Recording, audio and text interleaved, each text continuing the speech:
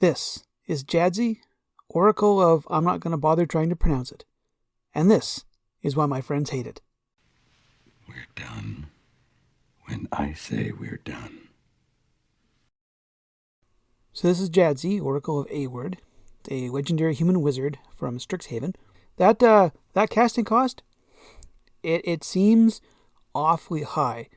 And then you remember that, they tacked all this onto a 5/5 body as a way to try to justify the 8 casting cost. So her first ability is you can discard a card to bounce her.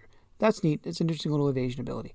The second ability, whenever you cast or copy an instant or sorcery spell, you reveal the top card of your deck. If it's a non-land card, you can pay 1 to cast it instead of using its regular casting cost. If it's a land, you can put it straight into play. The fun starts when the card you cast off the top of your library is an instant or sorcery card, and it turns out the top of your library is another instant or sorcery card. You can pay 1 to cast it off the top of your library and keep the fun going. Now notice that Jadzi doesn't care about timing rules. You can reveal a card off the top of your library and it's a creature or an enchantment or an artifact. You can pay 1 and cast it completely out of turn order, which allows for some really weird effects to go on.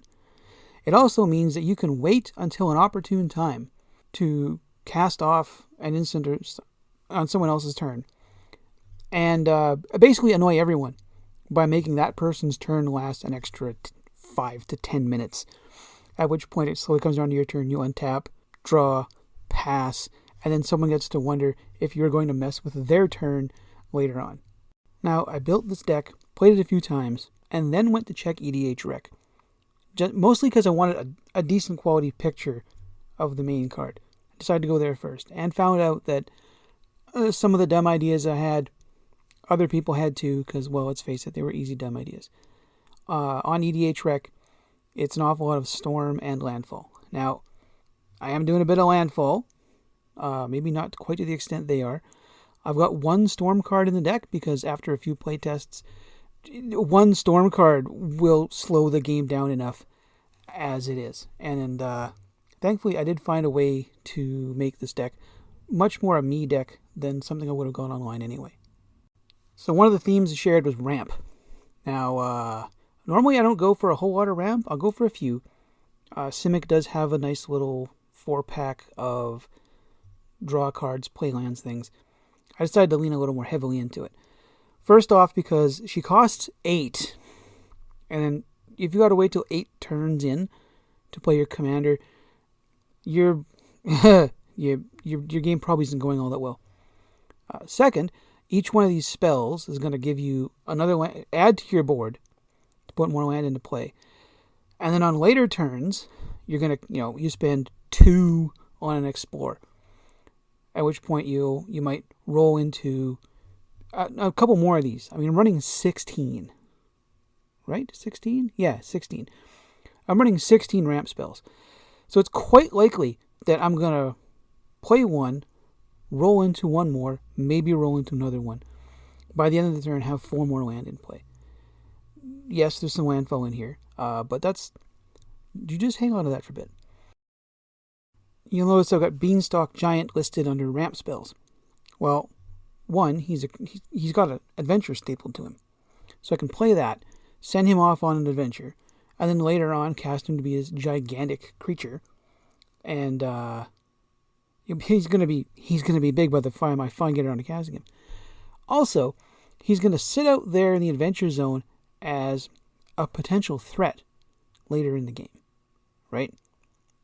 Like, okay, gee, I don't have much, but except that I've got this guy and maybe a few more hanging out later on. So, yeah, go ahead. You board wipe, and I'm going to use these 28 lands I haven't played to do something. Sprouting Vines is also in there as well as my 1 Storm spell. I thought about running a couple more and then decided against it. During actual gameplay, I've had 1 game where I hit a Sprouting Vines, and it slowed the game down so hard that any thoughts I had of adding additional Storm cards, nope, that went away right there. If my friends have to sit there and wait 20 minutes for me to finish a turn, I probably won't see another one after that. In the landfall department, we've got Retreat to Kazanru for life or to pump up a creature we control, or to make bears. Druid Class will give us some life, let us play additional land, and then later on when we maybe need it, we'll spend 5, pump that to level 3, and we'll get one of our land will turn into a great big scary thing. Rampaging Baloths lets us take care of, an awful lot of ground stuff by just spamming tokens everywhere. Zuran Orb, an old favorite of mine. You can sack a land to gain 2 life. We're going to have a lot of land, and we're also going to have some ways to put stuff back in, so we're not going to run out. And then, of course, there's Constant Mists, to help protect me from the hate I'm going to get from doing all this stuff. Now, the thing about Jadzi, if you roll Constant Mists off the top of your deck, you can pay 1 to cast it. You may also pay the buyback costs. Notice she doesn't say anything about not being able to pay additional costs. If it's an X spell, you can't do anything with it, so I'm not running any of those.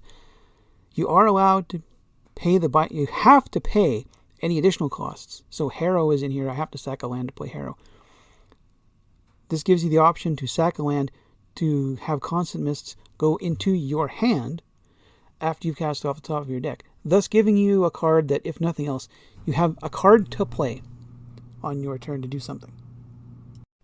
In the General Instance and Sorcery department, so Gaia's Blessing and Blessed Respite both let you put cards from your graveyard back into your library. So a bunch of those lands you have in play, once you've got, 15, you might not need too many more. So you can always Zorb a few for life, and then shuffle them back in so you have stuff either to draw or to, at least when you go to use one of those ramp spells, you've got something to actually find. Blessed Respite has the bonus of being a fog at the same time. So that gives us Blessed Respite, the aforementioned Constant Mists, Aetherize, and Aetherspouts as ways to not get too raffle-stomped, deservedly so. Blustersquall and Clyclonic Rift. Unfortunately, those are ones you want to have in your hand. You're not allowed to pay the overload cost with those cards. You want those ones in your hand, but in an emergency, it lets you bounce one thing or tap one thing. That's not too bad. The rest are all mostly draw. Reach of Branches gives you a token.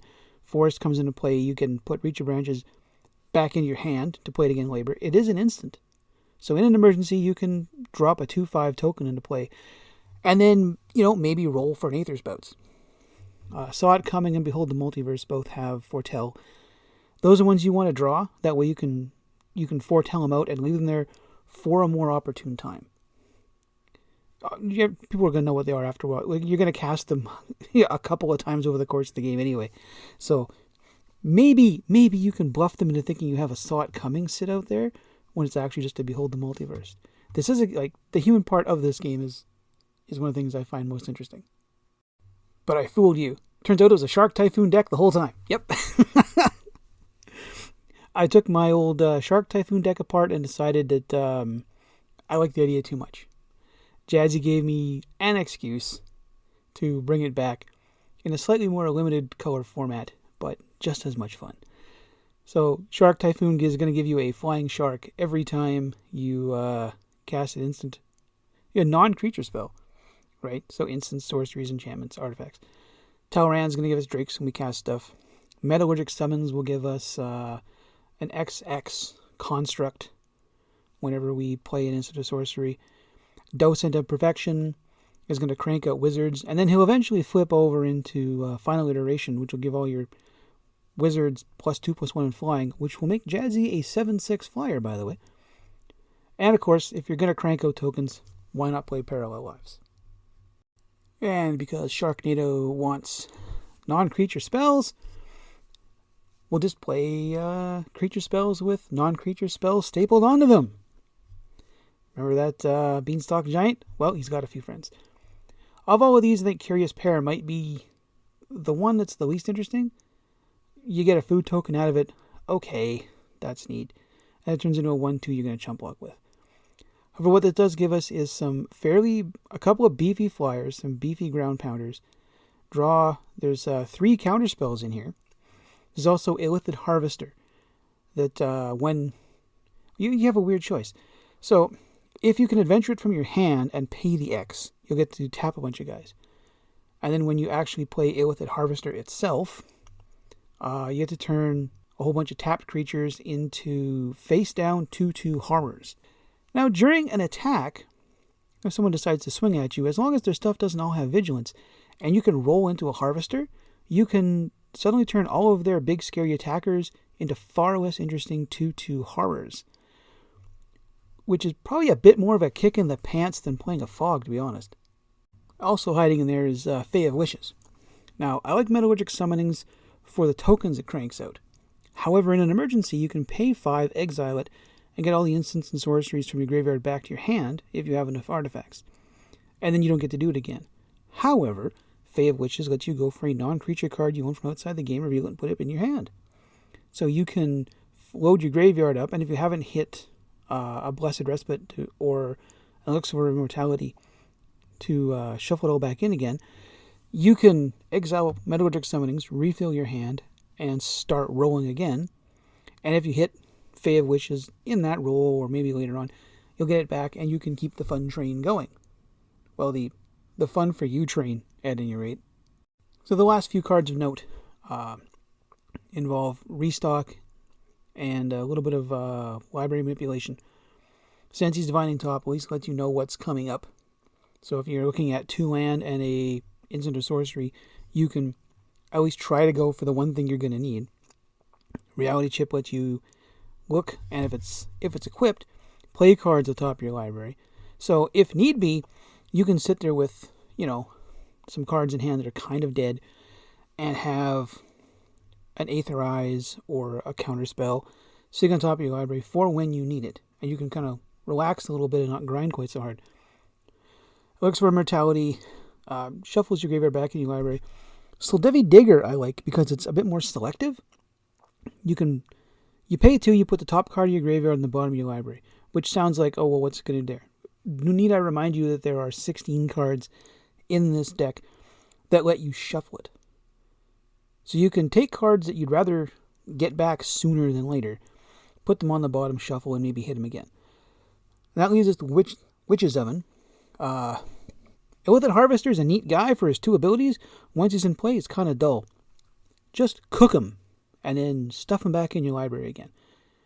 It's a bit more life gain. If you've got the Parallel Lives out, it's 2 more tokens. They count as artifacts, so they will help you with Metallurgic Summonings too. Now, after all of that, I should hope that you can see that the Jadzi Oracle of Award deck I built is hopefully different enough from what you would have seen on EDH Rec or some slightly more competitive places. I guess mostly because it's a Sharknado deck for one. But I've got enough other ideas in that should set it apart from other decks of the same type. If you've listened this long, the full deck list is going to be down in the description. And I do hope you'll be around for the next one of these decks that my friends hate. Hopefully. If you are, I'll see you in the future.